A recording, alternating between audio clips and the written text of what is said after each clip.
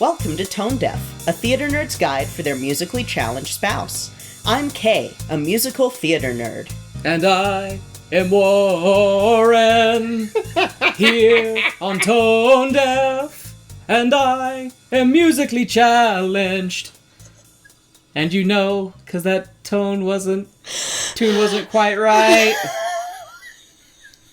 Oh my god. It's our first episode of March, back to our normal schedule of once a week so that Kay doesn't go insane from doing 3 episodes a week. More insane than I already am. That's debatable. But yeah, we're back to our normal once a week thing. Our Wiz episode, just so y'all know, is being pushed back to next week.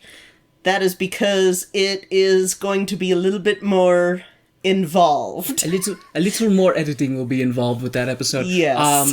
And it was one of those Black History Month took its toll on both Kay and I, and in terms of producing shows, and so we had ideas for The Wiz, and then we were like, oh, this is going to need more time to do, and so we're going to have to push it back a week. But that is fantastically serendipitous because it gives us the marvelous opportunity to review a show that I have been neglecting for too long because of time constraints and also tiredness. So one of our awesome friends, Jem, had hooked us up with a production that they were in from their high school production of Les Mis. Yes. Which is one of Kay's favorite shows. Hell yeah. And we wanted to review it for them, but we got it in December, and then we already had shows planned for December. Then we took months are hard. January off. Yes. To prepare for the new season 2 of Tone Deaf, and I was racking my brain with the Warrens episode, and so it just kind of kept getting pushed. So I'm sorry, Jem, that it took so long for us to get to this. And then he'd turn over and look at me, and I would be deep in all these books, just going, "Why? Why? No. What have I done? It's no. You know, there's more truth to that than yes." So, yeah, but, oh my gosh. So, I love Les Mis, and every time that I see it, I nerd out a little bit, because I have such a deep love for this show, even though there's some embarrassing stuff for me. Yeah, Les Mis was one of the early episodes that we reviewed initially. Yes. So maybe we should do a little bit of a refresher course on Kay's obsessiveness, or I should say used to be obsessiveness with Les Mis. So like your stereotypical high school theater kid, you know, you're either a Phantom kid or you're a Les Mis kid. At least that was the case in the 2000s, and I was a Les Mis kid, which says a lot about me. So, anybody who reads any of Kay's fanfiction knows that they tend to murder people. I will never share with anyone on this show any of my usernames. Only, 3 people who listen. No, wait, no, there's more than 3. Crap, shit, fuck. Oh, no. Y'all don't share. Well, no, my new fanfics are okay. Only one person who listens to this show knows my old username, and I know that she will never tell anyone because we are bound by blood. But my old fanfiction username, I'm not even going to say which website I did write Les Mis fanfiction. A lot of it. Did you ever do any Les Mis crossovers? Yes. With what other shows? Oh, boy. Too many to count? No. I'm sitting here thinking, will it reveal who I was? Okay, if you're not comfortable revealing that information, you do not have to. I did do a few musical crossovers with Les Mis. And I shipped a couple of weird rare pairs. Rare pairs? Yes. So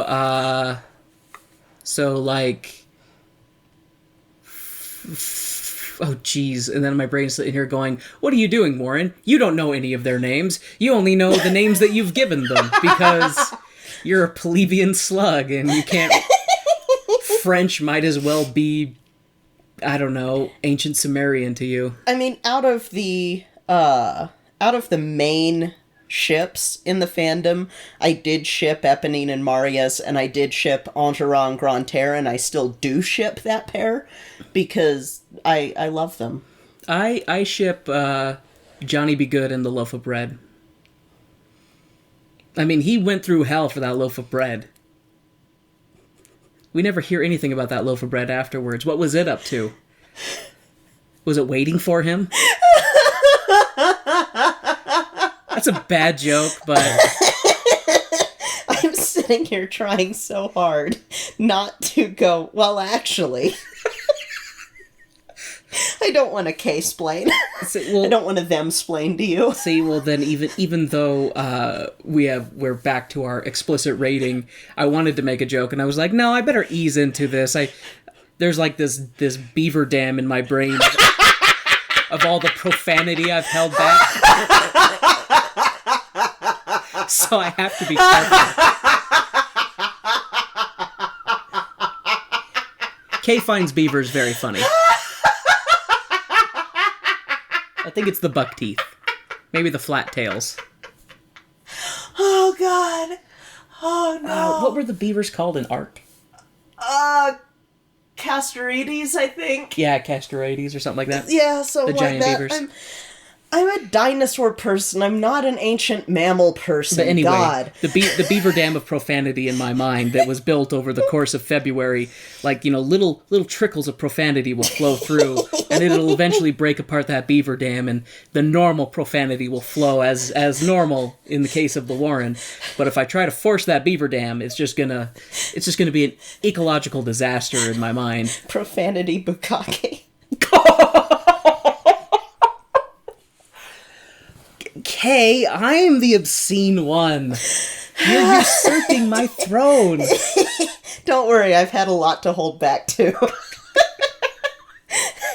Oh, Lord. But yeah, no, Les Mis is one of those stories that, I mean, if you think about it too long, then there are some things that are problematic, like Marius and Cosette's thing, and...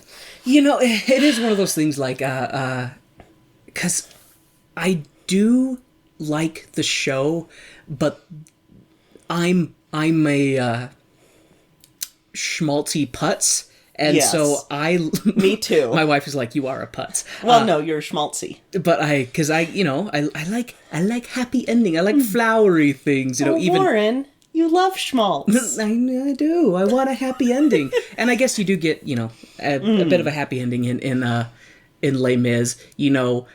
Sort of. After for two characters. After all the bloodshed and death, and horrible travesties. That happy ending is kind of tainted by the fact that Jean Valjean fucking dies. Spoilers, Kay. Everyone should know Rosebud was a sled. Oh... I almost feel like putting you on the spot and be like, okay, Kay, let's have a reprisal of the history of Les Mis. No, we don't need that. We don't need any of that? No, we don't. Not from me. Not from you. Because I will nerd. We don't need a nerdgasm. Oh, damn. Kay just bit back a good joke. I can tell. I'll squeeze it out of him later. Uh-oh, she's silent laughing. Oh, God. Okay, so... We should get back on track, shouldn't we? So, it was really great, because I love seeing high school performances of this show, just because the junior version that you're able to perform now is a lot better than the junior version before, and so... How so? Like, when you say now versus before, like, what decade? You haven't seen anything like that, so it would have been, like... very shortened ones because it wasn't really out for theater groups to put on. It is always one of those shows that I know is really popular generally among theater people as well as like high school theater. Yeah. But it always surprises me because of the subject material in it. I mean, because there's there's scenes with prostitutes kind of thing. And I always think to myself, like, I would not be okay with my child being a prostitute on stage, even playing make-believe, you know? Make pretend. Yeah, that's what I said, make pretend. Make pretend believe. I mean, I can see that, but at the same time, it's like, oh, but this is a literary classic put to stage.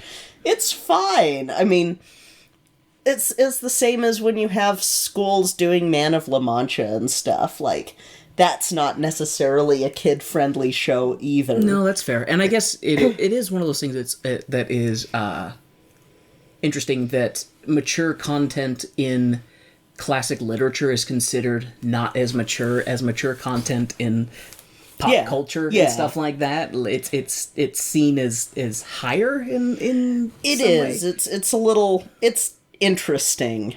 I'll put it that way. But I don't know. I love this show, and I think part of the reason why schools will do it is because it is still a pretty accessible theme. I mean, it's redemption, it's stuff like that. You drop Jesus in it enough times without it being, like, too religious of a play, but also enough to make people who are upset about the, or maybe not Jesus, but God. Well, you drop Christianity in it. And actually, that is one of the things that I do like in this show, is how they handle that. Like, it's not... And I was going to say, it's not too heavily over the head, but it is interesting how the different characters portray it. Well, I guess this is something, because I'm going off of memory, and maybe we should talk about this when we actually do the review. Yes. But, speaking of which, maybe we should take a brief break from our sponsors, and... Yeah, we'll do an awesome ad pivot, because you always talk about your ad pivots when you're about to ad pivot, and we'll talk about the amazing people who help support this show. And why is it always an ad pivot? Why can't it be like an ad juke or an ad dodge? Or what about a deflection? What if when we were doing podcasts, we had to roll a die every time we wanted to, like, have a commercial break or something like that? And if we rolled a 1, then we just had no commercial break. We just had to go the whole way. And just be like, sorry, sponsors. The die has spoken. So, yeah, we should definitely take a brief intermission and talk about the amazing people that support our show, and maybe, plug a mattress here, or plug a little mattress, sell a little CBD. Maybe you can buy some food for free. Using our code of tone deaf. You can save $20. But don't shout out if this product sucks. Dun dun dun. Silver, the color of Harry's razors. Blue, the apron with the food. See, this is why we need sponsors. We just work in musical things with it. So see, Harry's Blue Apron feels... if y'all want some people to sing some stuff for you. Hey, I like food. Blue Apron, send me food. Send me food for me to eat. Give me Blue Apron. Thai give me Blue chicken. Apron, or give me death. We're not covering 1776 yet. All right, so... Wow, this is like the most tangent-filled episode in the first 10 minutes. Yeah, it is. It is. But that's because the show was fun. So yeah, let's take a brief intermission, and then we'll talk about what we saw. Yay!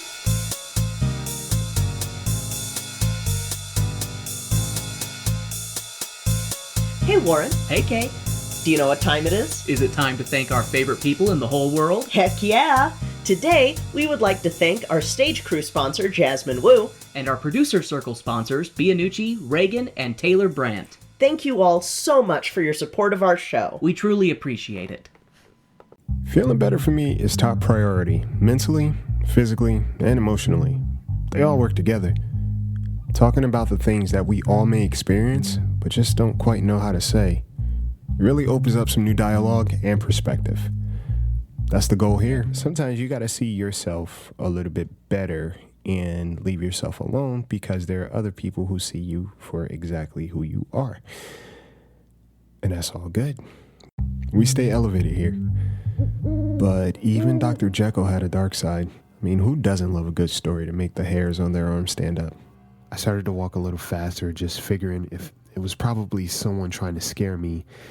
It was like a hazing, but this didn't feel right. Night Owl is the hangout for those horror fans looking for a little bump in the night. Monday motivation, Friday frights. We like balance here, and the Bird Brain Podcast has it all. Take flight. Sleep tight.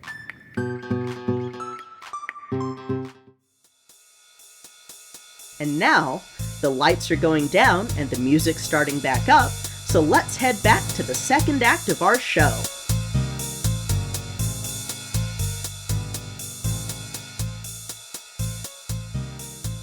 All right, y'all are waiting with bated breath. What did Warren think? With masterfully bated breath. Jesus Christ. I told you, the beaver dam is gonna let a little through. Oh, I should get my notes that I took. The diaphragm of comedy. And other sex jokes. You know, and I really should not make those with a high school production since, No, you shouldn't. everybody in the show is a minor. Or most, a fair number.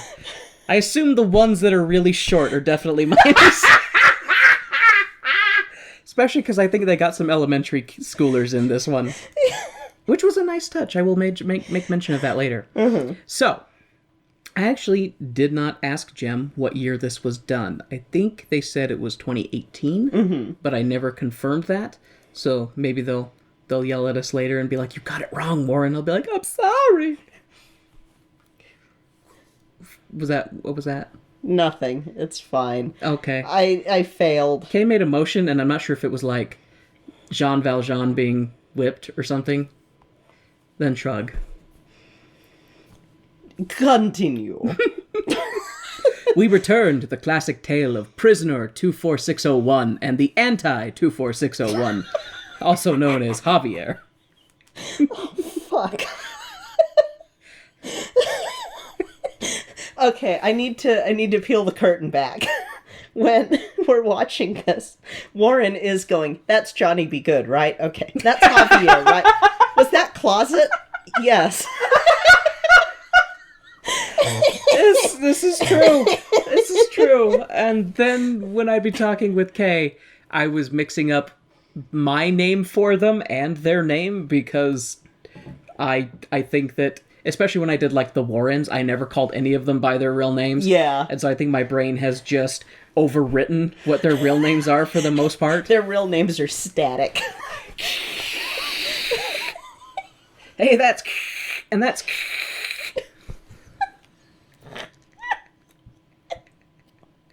So, okay, out of all of the productions of Les Mis, let's see, so as far as Les Mis, I saw a movie version of it, which that's totally not going to count at all because it was a movie and there was no singing. And it was the Liam Neeson one, right? I'm fairly certain. Liam Neeson and Uma Thurman. Fairly certain, but I saw it long enough ago, I don't even think I knew who those two were. Mm-hmm. So, but anyway. And then when we first reviewed this show, it was a King's Academy in England that did a production of it. Yep. And I think that is actually... That is all you've seen? That's the only musical version I've seen, because we have not seen the one that came out in, like, 2014 or something like that. Nope, and no desire to. I might... But we will. You know, I might... Yeah, we might have to... I might have to hog tie Kay and Clockwork Oranger on that one and just make them watch it.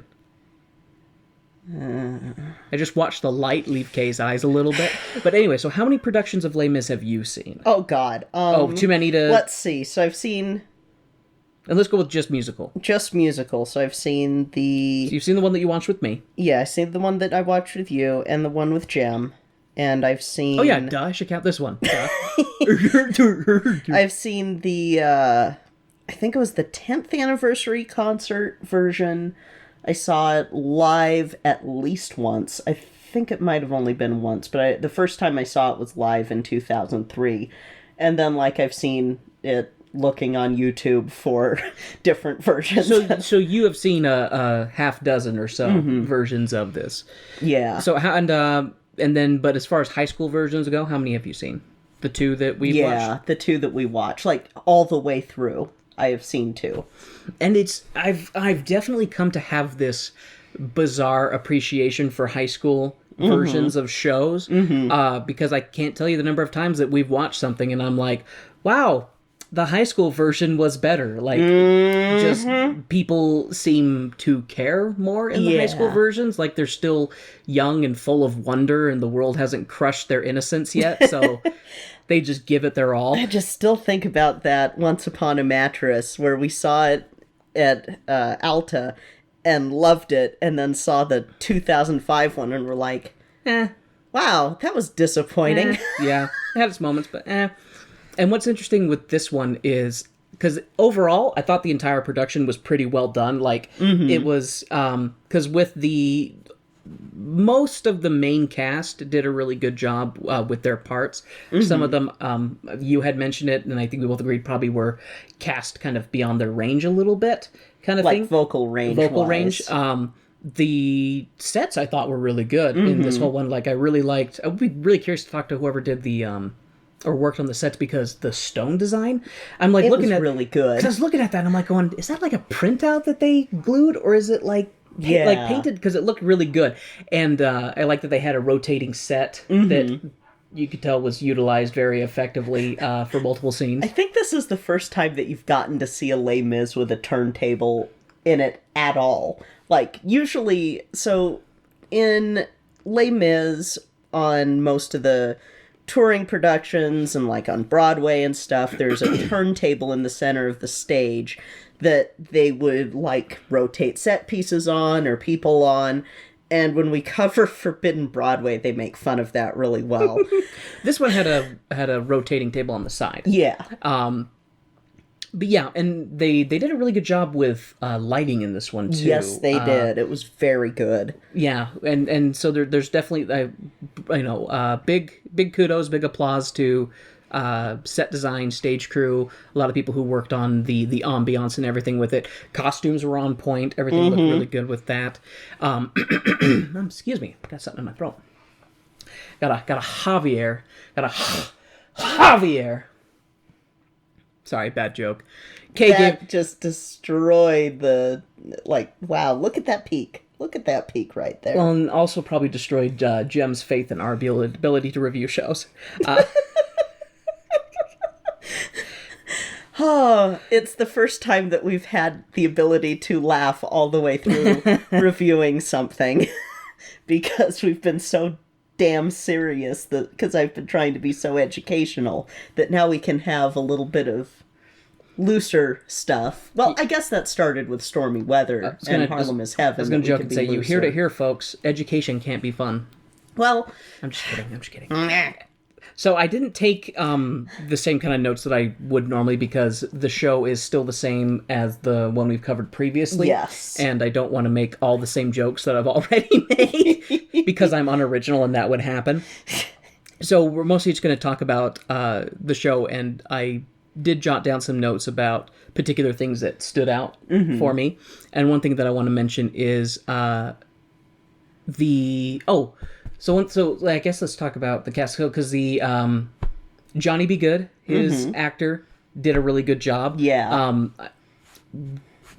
I thought it was funny because in some of the zoom-ups, the makeup was pretty good, and he was rocking that full beard that I wish I could grow.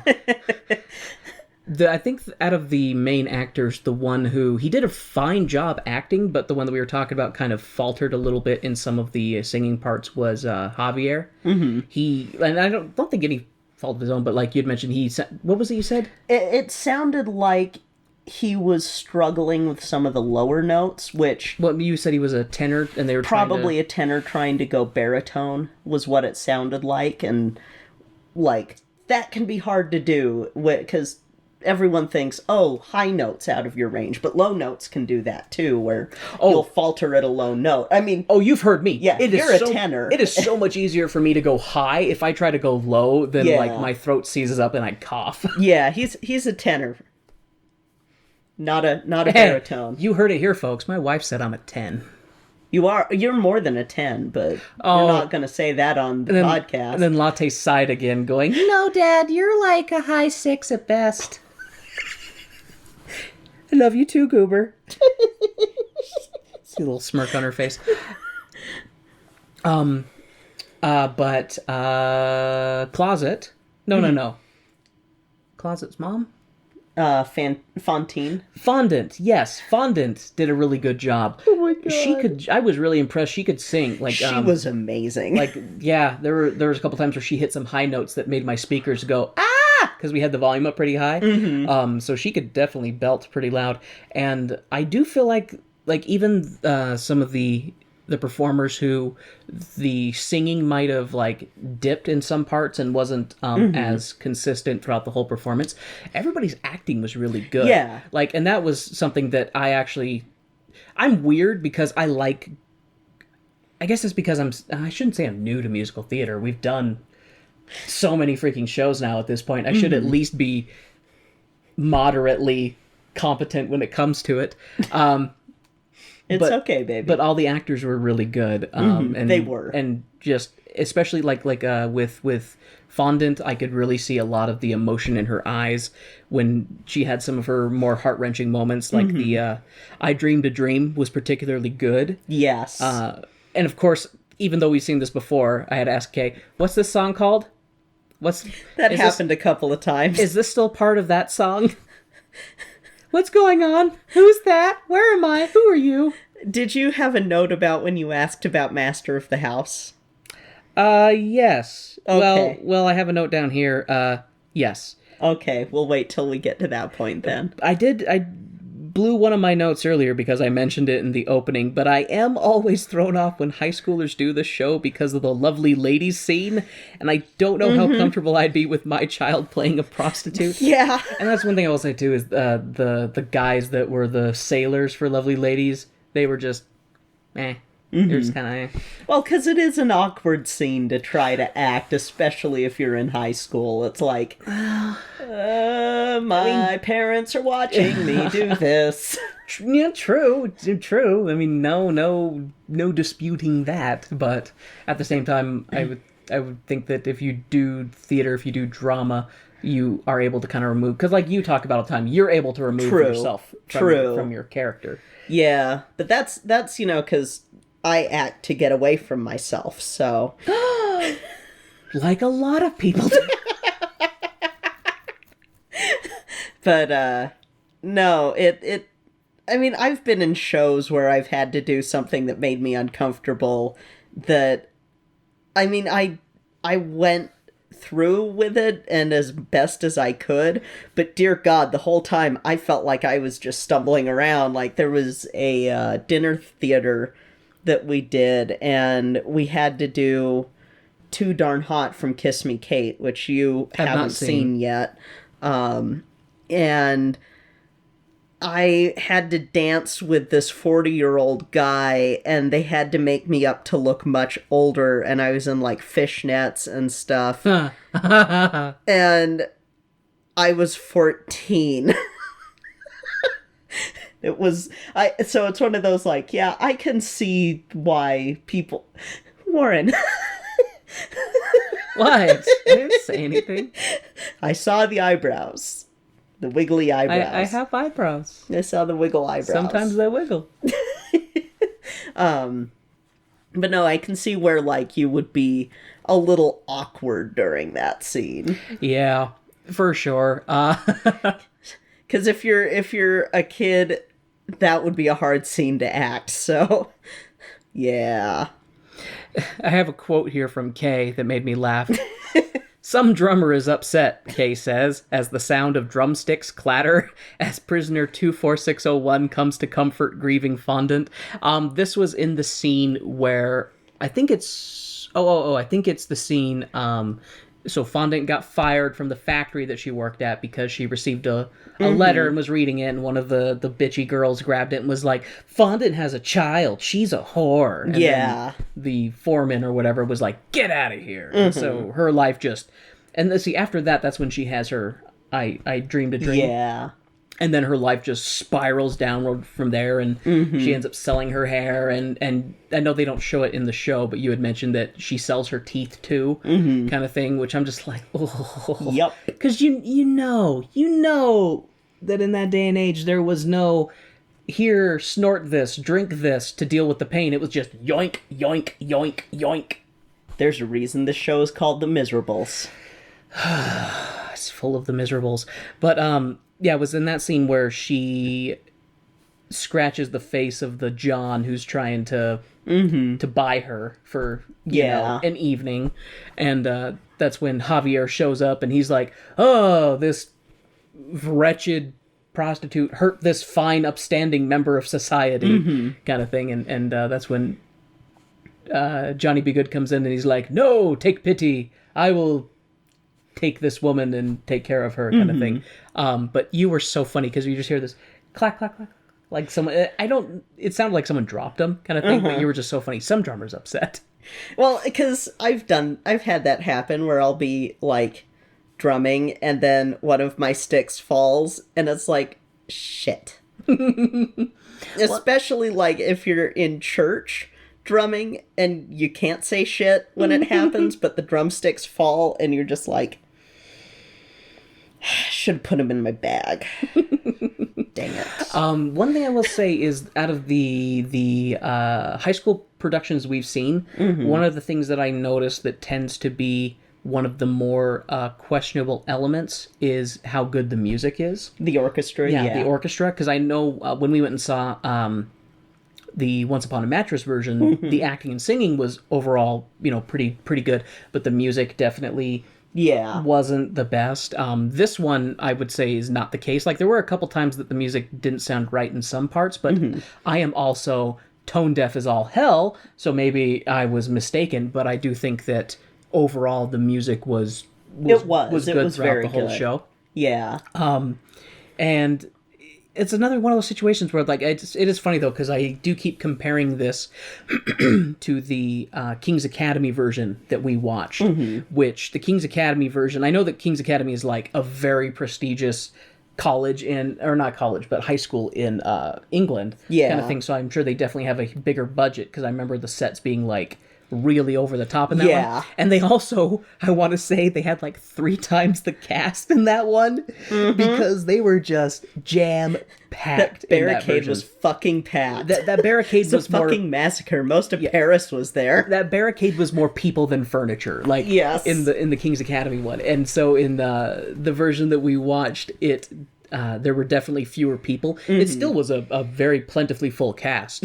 So like scenes when they're at the bar, the tavern. The Les Amis de la ABC, or the that one. Tavern with the Thenardiers. The Thenardiers. Okay. So what's their place called? The other one, the... Hole in the Wall? So Watch Your Purse? Café de la ABC is the cafe that the students, which are Les Amis de la ABC, meet at. And it's a French pun. Oh, God damn it. And I'm like sitting here going, you just barely said it, and my brain just spasmed and was like, I cannot understand the noises that you're making out of your vocal communication hole. Sometimes I've been tempted to ask my mother if she drank lead paint when she was carrying me. Warren. Because there's some receptors in my brain that are just not functioning. So...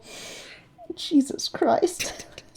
Superstar, that's not the musical we're talking about. One thing that was interesting in this version was, and I would have to ask Jem to get confirmation on it, but actually, no, I wouldn't, because those kids were really young. So they...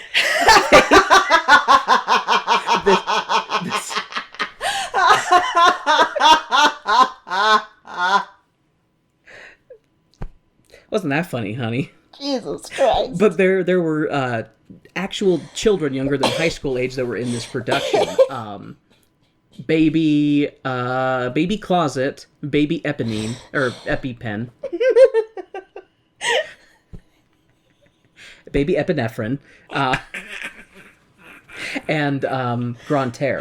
Gavroche, not Grantaire. Gavroche. Sorry, not Grantaire. Grantaire's the drunk. Yes. Sorry. You are fine. But those three, they did seem like they were elementary schoolers. Yes.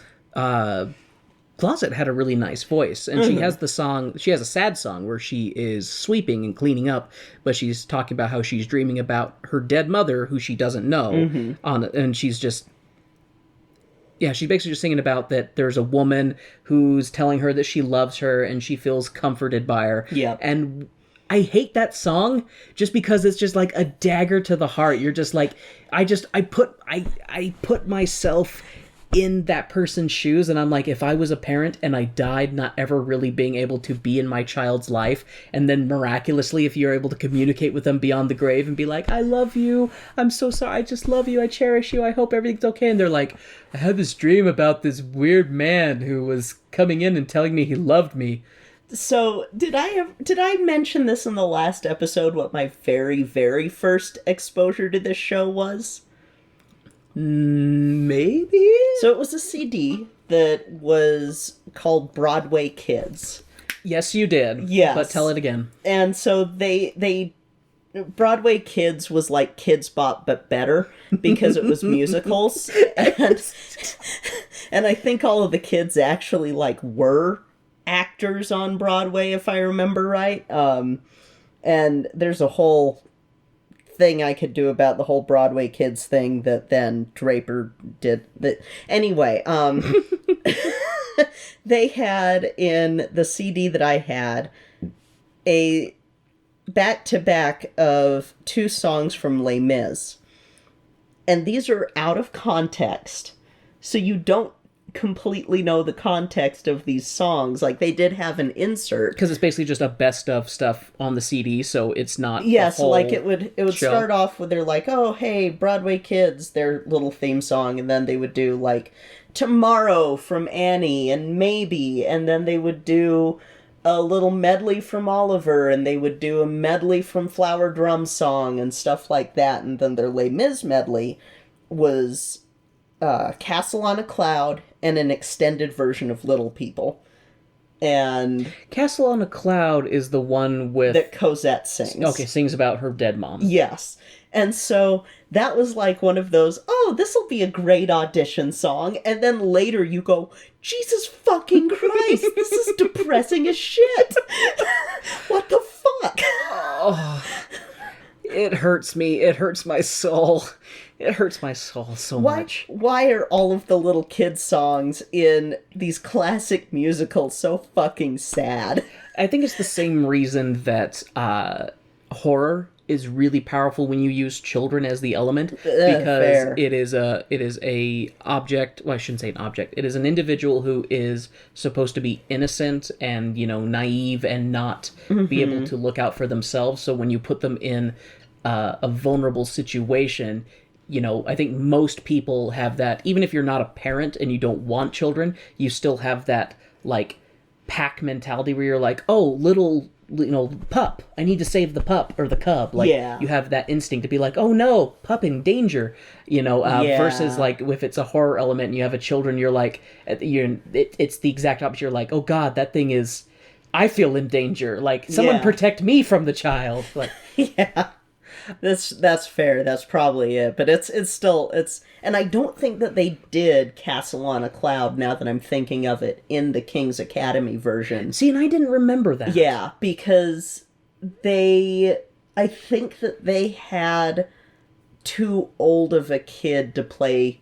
Like, they didn't really do the baby Cosette sort of thing as much as... Yeah, and I don't remember it as well because it was, almost a year ago, and my memory is... I would say I have a goldfish memory, but then you would go into a rant about how goldfish yes, I would. actually have better memories than people think they do. Oh, So- don't. So we'll sidestep that conversation. Yeah, for the, yeah, we don't want to start that. But yeah, because I don't recall that in the King's Academy version either, and I'm trying to remember if they just had actors playing like the little ones, and then basically they're only there to be little and demand empathy, and then get whisked away to then become adults in the next scene. Yeah, I mean that's kind of how it is with the stage version. Yeah. Or with the regular version of it, but I don't think that they had Castle on a Cloud in the version that we saw before. One thing that I don't recall either is in the part where Closet is at the I want to say homeless shelter, but that's not where it is. She's at the inn, like doing chores and stuff. And would it be Madame Thenardier? Yes. Madame Thenardier is, a twat, but she's not being kind to Closet, and she tells her to go get water like at night by herself when she's like this.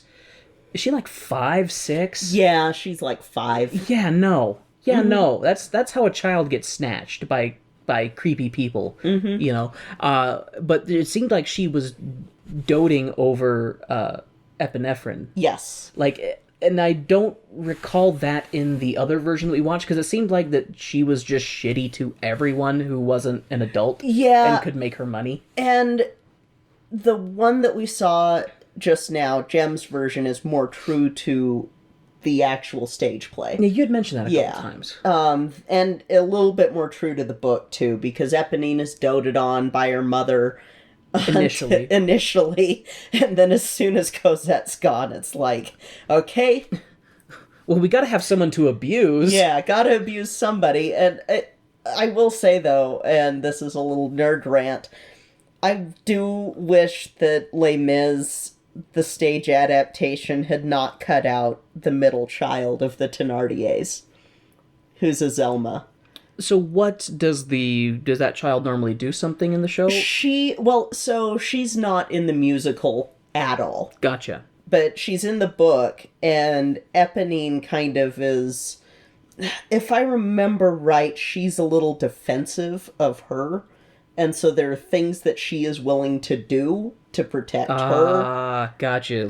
Like she will suffer abuse so that her younger sister doesn't. Yeah, and then Gavroche is thrown out on the street, so... That poor little pup. I love Gavroche. I fucking love Gavroche. He is the best character in the whole story. So I really like I really like Epipen, and I really feel for her. Like I feel like her character is definitely the one that I am the most empathetic for. Same. In her situation, but I like Gavroche the most because that kid is just ballsy and out in front, and he is not afraid to speak his mind.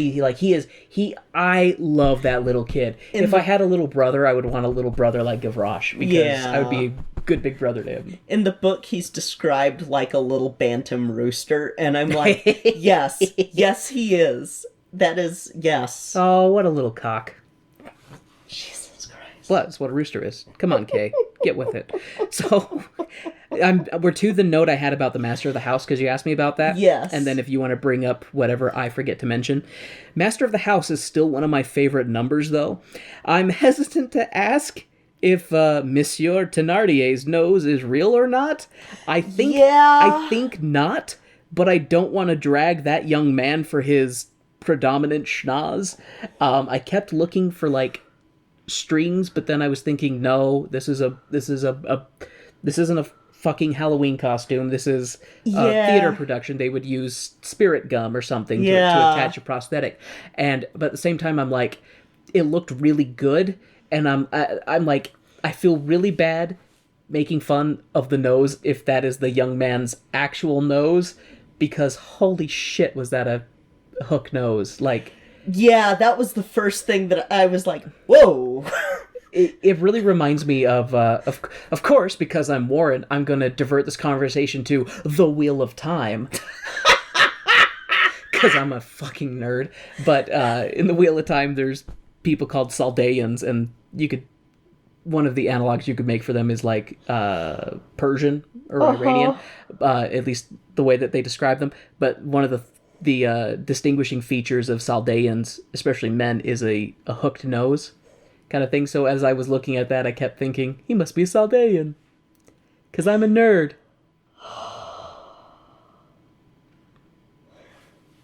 I love you so much. I love you so much. Is that your mantra when I do things that make you just kind of regret? So while Master of the House is one of my favorite songs still, I would just like to say, fuck Monsieur Thenardier, because that guy's an asshole. Mm-hmm. And I don't remember him corpse robbing in the other version. He was corpse robbing. Yeah, corpse robber. Mm-hmm. Yep. Corpse robber uses his daughter to do things that... They don't show that in this, but you were saying that that's what... In the book, she kind of is... He treats his daughter like an ATM? Yes, a little bit. Yeah. But what I was thinking of with Master of the House was when you leaned over to me and asked what the song was, and I was just like, it's Master of the House. You're just... Oh. Yeah, the line that they repeat 30 times, because you know how songs can be. Sometimes you think a line that is repeated multiple times is the name of the song. And while that can be the case, it is not always the case. Sometimes you think the song is Teenage Wasteland when it's really Baba O'Reilly. Well, because it's like, the I Dreamed a Dream, that line is repeated multiple times, and that's the name of the song. And then Master of the House is repeated multiple times, and that's the name of the song. Yep. So when it got to the second time, I was just like, do I just need to assume that whatever line they repeat is the... So is the Blood of Angry Men, is that called the Blood of Angry Men? No, that one is Red and Black. Okay. Yeah, still makes sense. Mm-hmm. But see, and by the logic, if we'd gone down there, it's like, is this song called the Blood of Angry Men? Yeah, no, that's fair. That one is Red and Black, and then you've got To Hear the People Sing, and yeah, a lot of the show's songs do have the title in the song. In this. I did really... Oh, God, I still love that scene, though. The Master of the House part, that is just one of my favorite scenes, how you've got him talk about how great he is and how he runs this wonderful business, and the entire time he's like picking people's pockets and just stealing from them, and talk about how he waters down the wine and stuff like that, and sometimes if people are too drunk, then he'll just steal from them because they don't know that he's doing it. Yeah. And you got, people dancing on the tables while he's doing that, and I love when it cuts to his wife, and she's just dragging him, when he's not in the room. Master of the House isn't worth me spit. Comforter, philosopher, and lifelong shit. What's the line when she says, fancies himself a lover, but... thinks he's quite a lover, but there's not much there. And I love in this production, too, because she pulls out, a baguette, and then just, rips off the end, and is like, this is all he's got, kind of thing. So that line was... And you actually cackled pretty good on that line, on that part. That was... I like the physical...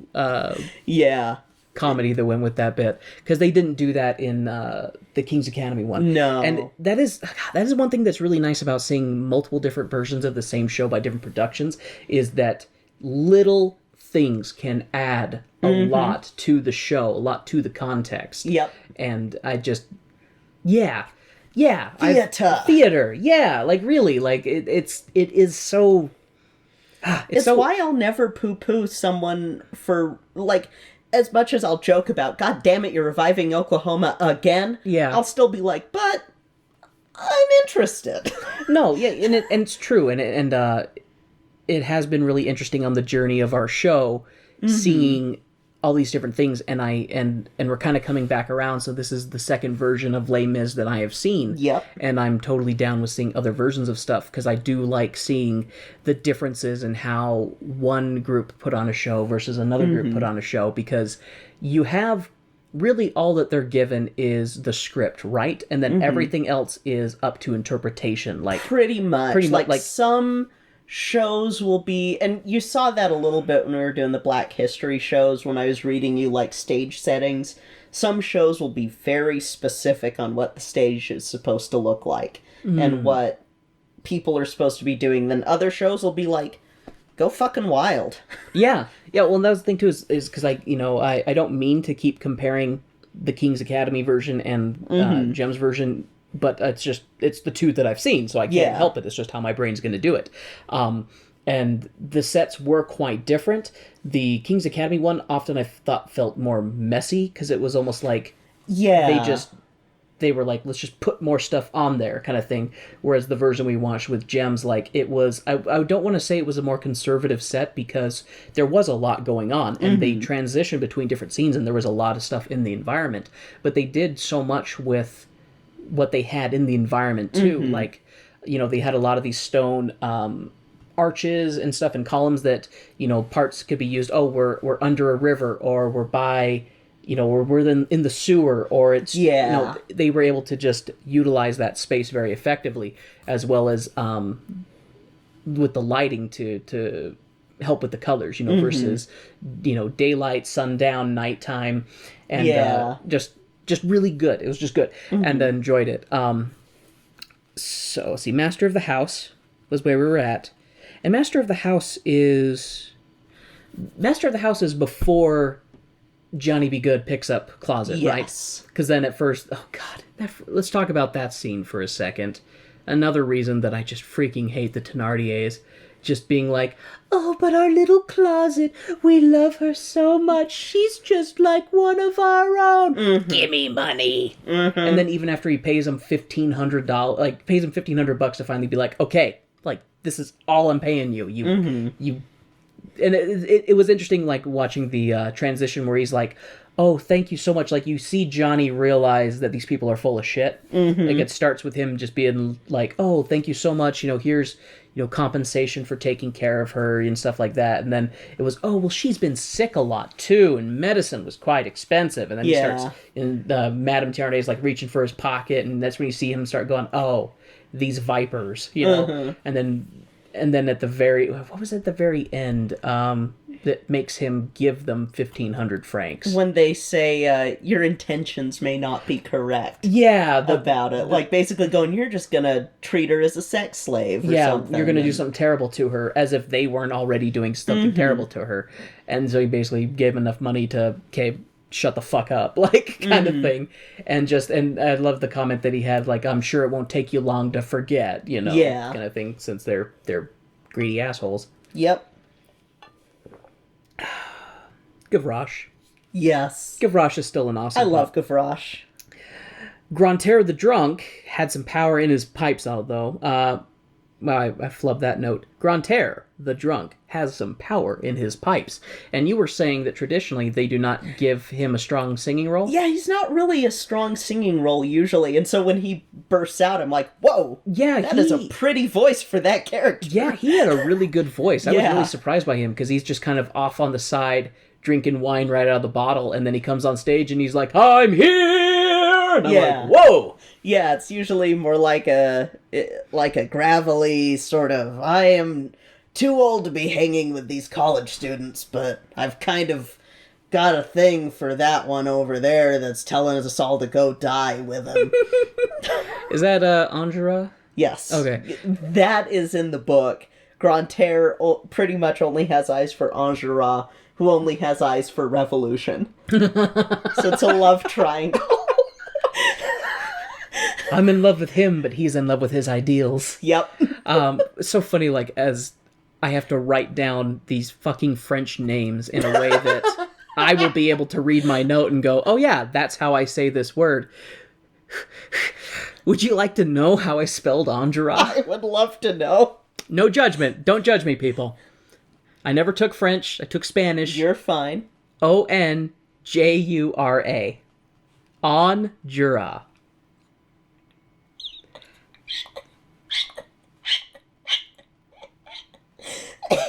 You're gonna be mad when you see how it's spelled. Do we want to do this live? Do you want to tell me how it's spelled? Yes, let me pull it up for you. Enjolras. Enjolras. Why did I say G? I can't. Enjolras. Fucking French and their silent S's. I will say that the only reason that I knew how to pronounce his name was because of a fic that I wrote, and someone went, just so that you know, because it was in poetry form, and it was, I can't say too much about it because someone will know which fic this is, but basically it was because of that I was like, oh, that's how you pronounce his name. Well, that fucking sucks. Welcome to France, where the names have no meanings and you can just put in whatever letters you want. Hi, I'm Warren, spelled VWHRPQLS. The ones that don't make sense are silent. But on a side tangent, I'm not going to talk about Wheel of Time this time. Instead, I'm going to talk about Brandon Sanderson's Mistborn series.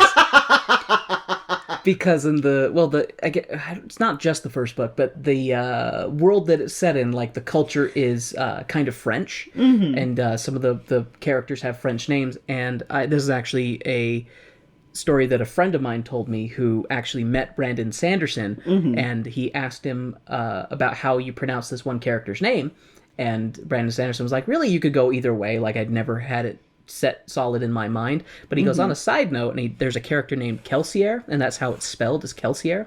And Brandon Sanderson had told my friend that in his mind, he always pronounced it Kelsier, like with a French word on it kind of thing. And I'm just like, fucking language and fucking names. Fuck. Okay, the beaver dam is breaking.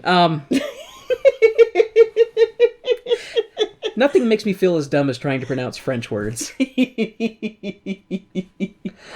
Oh, but yes, Grantaire, Andra, and Marius all were pretty strong singers. I was impressed with all of them. You called him Marius. Oh, fuck. Marionette. Marionette.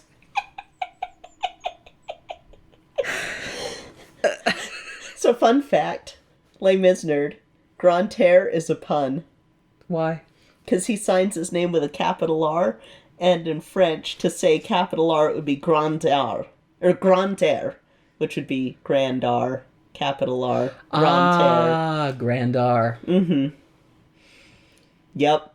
Oh, I could go on for hours about the students and their names and the fucking puns with their names. You know, that might need to be a bonus episode. Oh, it's just God. you during a full-on nerdgasm with everything you know about Les Mis. Because Les Mis is very popular, and I'm sure there's people out there who would love to hear you talk about it. And if not, God. they could just skip. Oh, God. That's the freedom. It's the freedom of the tone-deaf show. Yeah. Y'all's freedom to choose. Freedom to choice. Anyway, oh, I forgot to mention, I should say teenage EpiPen is also a good singer. However, I would like to say, someone get that girl a glass of water, because she is thirsty. Damn, is she thirsty. Yep. Like, she wants a tall drink of Marius. Marionette. Fuck me. And I feel, god damn it, and then we're gonna go back into EpiPen. I feel so bad for her. Right? Unrequited love is the fucking worst. Especially she fucking dies for Marionette.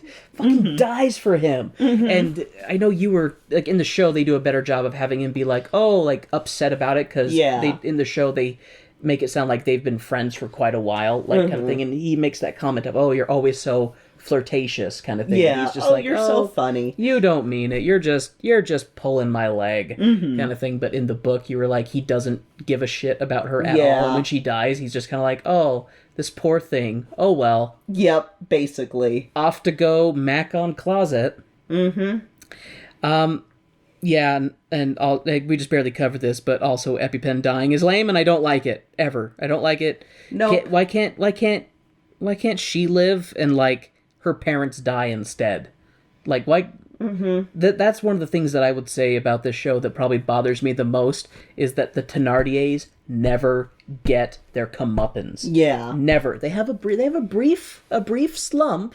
You know, he's master of the house, and then stuff goes wrong later, and they end up, like, impoverished. But then he ends up grave robbing his way to the top again of high society, or at least putting on a decent front, because when he shows up at Marionette and Closet's wedding to extort them for information. The Thenardiers are assholes. Goddamn Thenardiers. Their kids deserve better. I still laugh, though, and I laughed at the other version too. What, is it a soliloquy when someone is singing and other people are, like, not aware of what's going on?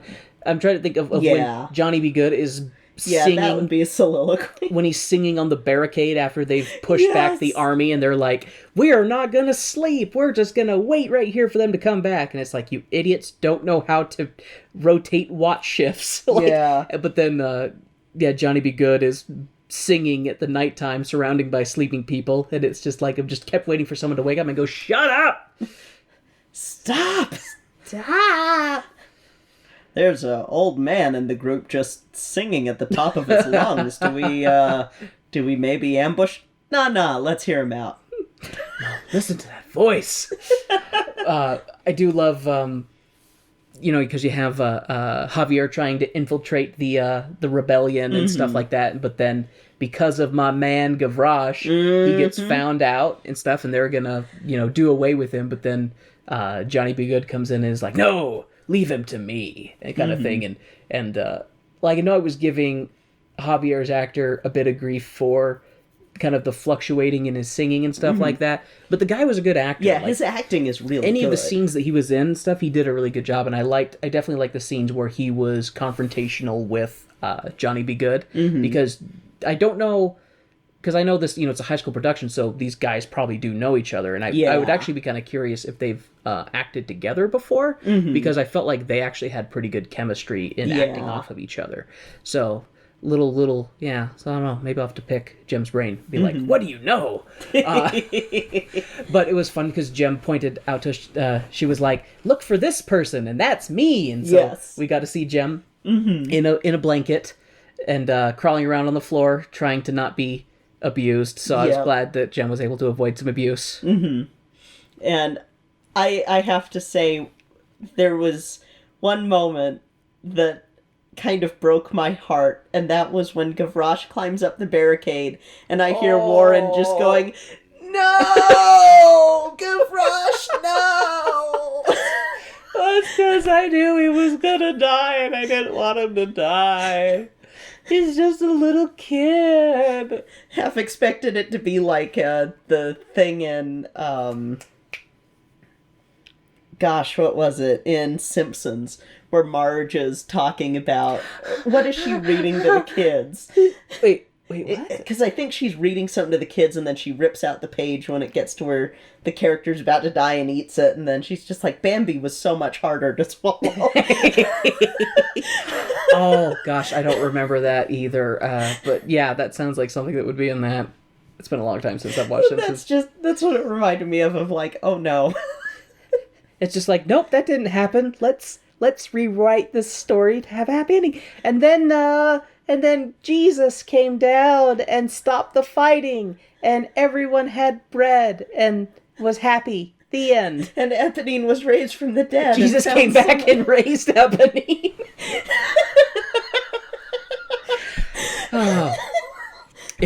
Talking about this, it makes me think, remember the movie Hamlet 2? Oh my god, yes! It would be funny to do like a Les Mis 2 or something like that just totally goes back and like prevents everyone from dying and just... I have some unpublished fic that I should find for you to read.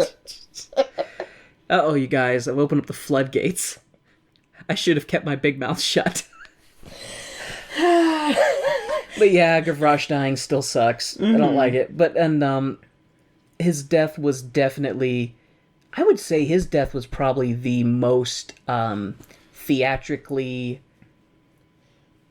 not prevalent. Theatrically, dramatic, I guess? Yeah. Because he's on top of the barricade when he finally gets the last bullet, because he gets shot like 3 times. Yeah. But then he just throws his arms back. Oh! Yeah. And then like falls and they catch him and stuff, and I'm just like, no, they shot the pup. He didn't get a chance to grow up and have little pups of his own. Little Gavroshlings. He does have 2 little kids that he's taken in the book that, like, he takes care of and has them stashed away in, like, this... yeah. The book is way worse with that scene. Oh, who's the guy that wrote it again? Victor Hugo. Fuck you, Victor. Don't worry, we'll cover him again when we do Hunchback. Oh, God. Oh, fuck. There's a Hunchback musical? Yes, there is, and it hurts way more because they Oh, I listened to it at work one time, and that was a mistake. See, and I know about the Hunchback. Not from Disney. I know about the Hunchback. This is the Disney one, but they made it truer to the book. Really? Yes. And it hurts. It hurts a lot. God, what is it with French-themed shows and being full of misery? I don't know. I just know. French, man. Lord. Then when we get to Once on This Island, that's French adjacent, and that's gonna hurt you too. Why do you hurt me, Kay? Why do you hurt me? I won't hurt you with our next show, but that's because you've seen our next show. This is true. So, and I'm trying to think, I had another thought that I had written down about this version. Oh, yes. Because after everybody gets wasted at the barricade, it's like night falls on... One thing I thought was interesting, too, is like the idea that the French army just annihilates this resistance and then just leaves their bodies there to rot rather than, like, cleaning up. I don't know if they're just like, well, our job's done. I'm sure someone will clean up after this. Well, I don't know if they talk about it in the book or not, or if it was... Because it's been long enough since I've read the book, but you would have had them laid out for family to identify and to be like, come pick up your dead kid. Gotcha. Because that was the thing, is as they just left the bodies where they were on the barricade, and then Johnny B. Good comes in under the dead of night, and he's checking bodies, trying to find anyone who's alive, and he finds... Or at least, I see, and I don't know if he was checking for survivors, or if he was just checking for Marionette. I'm not sure. Because you see him check multiple bodies, but then he stops when he gets to Marionette, so I don't know if he was just looking for his daughter's future boy toy or what. But anyway, Johnny B. Good finds Marius, and he's like, okay, he's still alive. Yeah. Throws him over his shoulder and well, actually didn't throw him over his shoulder, carries him, what would you call carrying someone like Bridal this? style. Bridal style. Whoa, Johnny. Carries Marionette bridal style. And what's funny, there's a part where he's going through one of the stage areas, and it's an archway, and I was like measuring the dimensions with my eyes as they were moving, and I was like, is he gonna bonk his head on the side? And he didn't, of course, but as they were turning, I just went thunk like he did. Because I'm mature like that. I will say that they did a good touch of having Grantaire and Enjolras die together, because that's in the book. Yeah, so talk about that. Yeah, in the book, so the stage version, they had them basically, because I'm pretty sure that was Grantaire. After Enjolras is waving the red flag and gets shot down, they have Grantaire lean up, and he fires one final shot before he dies, like basically right next to him, their hands close together. And in the book, Grantaire isn't present for any of the fighting because he's inside the cafe because he passed out drunk. And so when he wakes up, they have come in and they are about to execute Enjolras. And Grantaire has this brief moment of clarity where he goes, no, I need to go join him. And he basically is like, you know, I'm part of this resistance too. And he and Enjolras take hands. And it's the first time that Enjolras smiles at him, and that's when they get shot, and they die clasping hands. And so what's the trope that gay people have to die by the end? Kill all the gays, I think, or something like that is the trope. No, so Victor Hugo was... Or bury your gays, that's what it is. Bury your gays. Yeah, it's the bury your gays trope. Well, Victor Hugo was... I mean, he didn't outright say that both of them were, but he very much made it like... It was implied. Grantaire has a thing for Enjolras, even if Enjolras is like, Patria, my country, the revolution. God, you're cute. That's less cute, but that's okay. That's right, because after Johnny B. Good picks Marionette and he's carrying him away...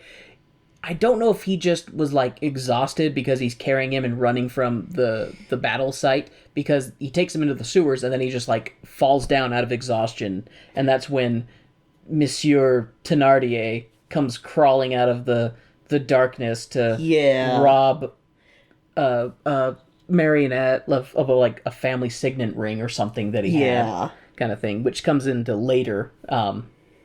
But I'm trying to remember because Thenardier confronts Johnny Be Good, and isn't he like, I know who you are, like they're looking for you, kind of thing.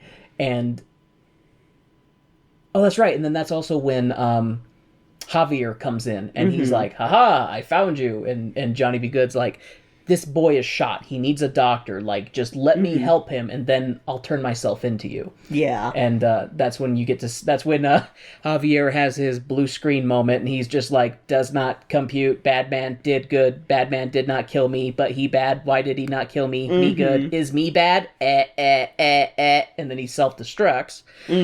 I would actually love to see a spoof with like, God, this sounds like something that'd be in Futurama, where they're like doing a Les Mis version in Futurama, and then you have Javier when he realizes that Johnny Be Good isn't bad, and his head just explodes.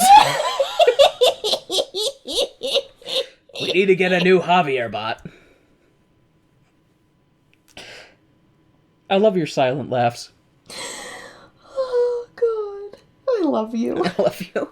But, that, you know, and Johnny Be Good takes Marius back to his chateau, or whatever it is, his home, and On the Rue de Plumet. Can't believe you fucking remember things like that. Of course I fucking remember things like that. I was obsessed with this for years. Oh, fair. But and I don't know. Closet is boring. I've never, like, the actress who played her did a really, you know, no faults there. She did a great job. It's not her fault I don't like the character. She's not written well. She's a boring character who's only there to be like, I'm a rich girl and I like this boy. And I think she's written a little bit better in the book, but not much. That's the thing too, is she's hardly in it. She's like there to see Marionette for the first time, and then she's like there with secret meetings at night, and then she's just there to make this play fail the Bechdel test. Bechdel test? Where, well, I guess no, because you never actually see her talking to another woman. Never mind. Basically, it's the having a conversation with another woman, and it doesn't revolve around a man. Two women having a conversation that doesn't revolve around. Okay, gotcha. I forgot about that. But yeah, like Eponine is so much more interesting of a character than Closet. And I don't care about her. And I know that we're supposed to because she's the adopted daughter of Johnny Be Good. But for the course of the story, it's like, I care so much more about, like, some of the side characters than I do about the main. Like, I care about Johnny, because Johnny's a good guy. Yeah. Overall. And stuff. But then I'm just like, man, your adopted daughter is boring. I mean, when you're locked up in a room or in a chateau for most of your life, and has she just been basically house arrest? Yeah, basically, because he's so protective of her. I guess I never thought about that. I didn't realize that she was actually not being abused. Well, a form of abuse, but it was an abuse because he was like, I promised your mom I would never let anything bad happen to you, so if you're in this pampered prison, nothing bad can happen to you, kind of thing. Whenever they go out, it's him and her. Yeah. She's never not escorted. But yeah, so Marionette is at the house with them, and then he and Closet get to have some moments together, and then Johnny Be Good basically tells Marionette who he really is, and that he's a criminal, and that he's being pursued because he broke his parole, and now he's got to leave, and don't ever tell Closet. You have to bury this behind maybe a door and lock it. Like, keep this shielded away. Take this, put it in your house inside of you, and put it in like a small room. Yeah. I was trying to make a closet joke. Hide it in the closet. God damn it. I didn't do a very good job. I hate when I have to explain my jokes. Failure! Oh my hell. But, you know, that doesn't last all that long. So, like, because after Johnny Be Good bails, that's when basically I think like the next scene is Closet and Marionette at their wedding, yeah. Which, that was a nice scene. I thought they did a really good scene with that. And then, of course, the Thenardiers come in and to be like, we're part of high society. And I love that they try to like cozy up to Marionette and be like, "Oh, don't you remember us? We were at this one extravagant thing that happened." He's like, "Oh, I've never been there because you're full of shit." And then they try to extort him for money, and then tell him, "Oh, I've got your ring because I stole it off your unconscious body." And Yeah, and it kind of is a nod to with Marius. So Marius has an interesting story in the book because he lived with his grandfather, and his dad was I'm trying to remember if he was pro-Napoleon or anti-Napoleon, but he fought alongside Thenardier in Waterloo. And so Marius thinks that he has this debt to Thenardier because basically, like, Thenardier lied about saving Marius's dad. Ah. And so... Wait. Thenardier lied? Yeah. Like, Yeah. I mean, he's not an honest person? No, not at all. So that's where that whole thing Gotcha. comes in, and so it's a very brief nod to that part of the book. But this is, again, a book that's like... It's a table breaker. It's a table breaker. It's a brick. You could murder somebody with Les Miserables.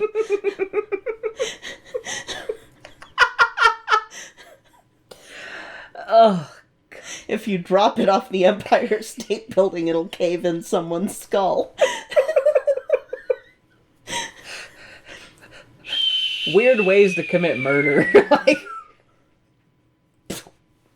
yeah. Sacre bleu. Sacre bleu. What was I gonna say? But I do love when Marionette punches Thenardier because he like gives him the money and stuff, and also take this, and gives him a good old right hook. And God, the freaking Thenardiers, they're like stealing the silverware and stuff while they're there, and all that stuff. And then they have their brief like little dance after Marionette and Clausette leave, and it's because they get information that Johnny Be Good is actually at this place, and Clausette's like, I want to go see my dad, and it is before he kicks it. It's really fucked up that on her wedding day she goes to see her dad before he dies, and then he fucking dies on her wedding day. Yeah, like that. Yeah, there is so much tragedy in this show, and it eats at me. That's why it's called The Miserables. Miserables. I know. We need to write a musical that's called Fucking Pain and Agony. Just make it the most painful show ever, and then you could make it painful too, and like the set pieces are just off by a little bit, like in the same sort of pain as when you're watching the DVD logo bouncing around when you're looking at the TV that never goes in the corner. Never goes in the corner. But yeah, so that's my one office joke for my life. But then so Marius and I'll say their names, Marius and Cosette. There, I did it. Is it a church that he's hanging out at? No, I can't remember where maybe it is a church. I'm not 100% sure. Or if it's like an apartment somewhere else. I don't know. They just go and they see him, and he's sitting in a chair, like just basically contemplating his fate. And they come in to see him and stuff, and he's like, "Oh, it's you," and da da da da da da. And then he like it is an interesting transition when he dies, because he's there, but then you start to get like spectral apparitions that come in to kind of like guide him out of the mortal plane and into heaven. Fantine and Eponine come in to guide him, and they're just. And I do like when Fantine comes out and she's like, "You've done good. I'm here to take you to heaven. God has seen you do good," kind of thing. You're not a bad person because you stole a loaf of bread. Yeah. No matter what your life has been, kind of thing. And that scene, like the final scene, is really beautiful, and because it's like it's still painful, but it's the redemption aspect. It's like this man who has had a hard life and has been through a lot can finally rest, kind of thing. And yeah, it was a that's the last scene. It was a good show. It was interesting to watch though, because like I said, I keep comparing it to the other version I've seen, and like the pros and cons between both of them and stuff like that. And I have a hard time thinking about which version I liked more, because there are aspects of each one that I liked more. Because like, nothing against the Thenardier in the version we watched today, but I felt like the Thenardier in the King's Academy one, just, he stole the whole freaking show for me personally. Yeah. And so it was hard to, like, compete with that one. But at the same time, like, the flip of it, Fontaine was really good in this version. Fontaine was fucking amazing. She was really good.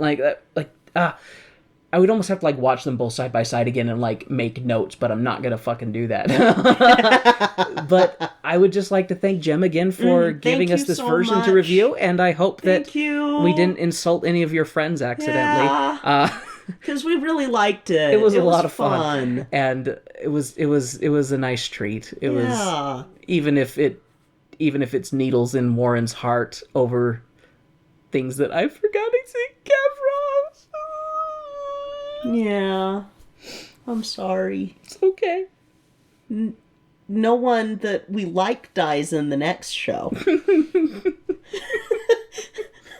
The next show that we have has two on-stage murders. 'Tis true, and they're both witches. Yep. And witches get stitches. A part of me thought about trying to do, like, a whole Wizard of Oz series for the next 3 weeks, since we're doing 2 versions of The Wiz. But I need to see if I can find the Andrew Lloyd Webber one. If not, then we may take a break for the next week, because we're going to be going out of town anyway. Yes. Not the next week, but like in 3 weeks. Yeah. Whenever that is. Unless the coronavirus gets contained, like, unless it explodes and gets even worse, Kay and I will be out of town at the end of March for work. And so we're going to try and make sure we have an episode for that week of April 1st. But we will have a episode for April 1st, trust me.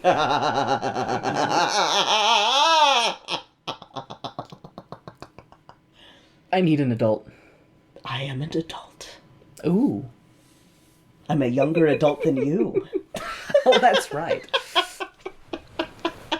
So, yeah, thank you again, Jem, so much. We loved it. I loved it. It was enjoyable. Thank you very much. And now I'm going to be singing Les Mis songs again. Oh, it's true. After we got done with it, I was humming Master of the House, I think is what it was. And Do You Hear the People Sing? Yeah. You were humming Do You Hear the People Sing while we were folding laundry. That's right. Oh, that's Red and Black.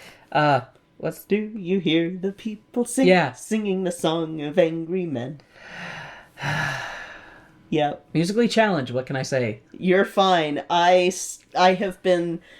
This finally got the correct lyrics for Red and Black back in my head after I made the mistake of reading that one Tumblr post that meshes Do, Re, Mi, and Red and Black.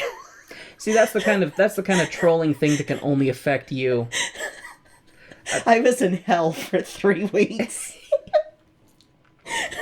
All right. Well, Kay and I are a little bit slap happy, so we are. Probably wrap this up. And we should. Thank everyone for listening to this episode of Tone Deaf featuring Les Miserables, high school production by our wonderful and awesome friend Jem. Yay!